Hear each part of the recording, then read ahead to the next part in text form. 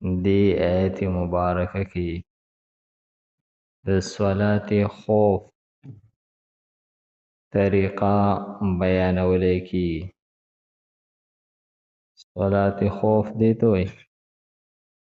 چې د روان جنگ په دوران کې د مانځه ټیم شي او دا خطرې که ټول لښکر په مونځ باندې ودرېږي نو دشمن په دوی باندې حمله کوي، نو په داسې صورت کې به لښکر دوه ډلې جوړې کړلی شي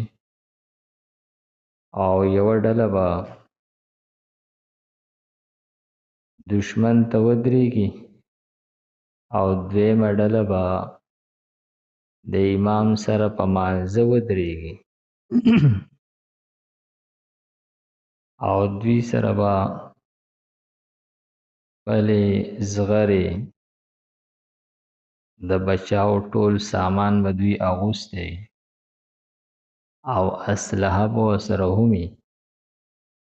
دوی به په مانځه ودرېږي،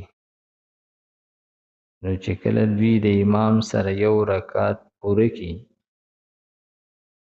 نو د یو رکعت نه پس به دوی لاړ شي او دشمن ته به ودرېږي او هغه دویمه ډله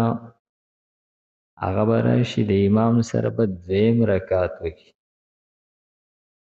د امام سره چې کله دوی دویم رکعت وکړي نو امام به سلام وګرځي، د سلام نه پس به دوی خپل دویم رکعت دا وروسته د امام د سلام ګرځول نه پس پوره کړي او دوی به بیا لاړ شي او اوله ډله چې دا به واپس راشي او هغه به خپل دویم رکعت وکړي، یا دغه دویمه ډله چې کله دوی خپل رکعت پوره کړي او لاړ شي نو هغه به هلته کې خپل دویم رکعت پوره کړي، یا به راشي پوره به یې کړي یا به یې هلته کې پوره کړي. دا د صلات خوف طریقه ده.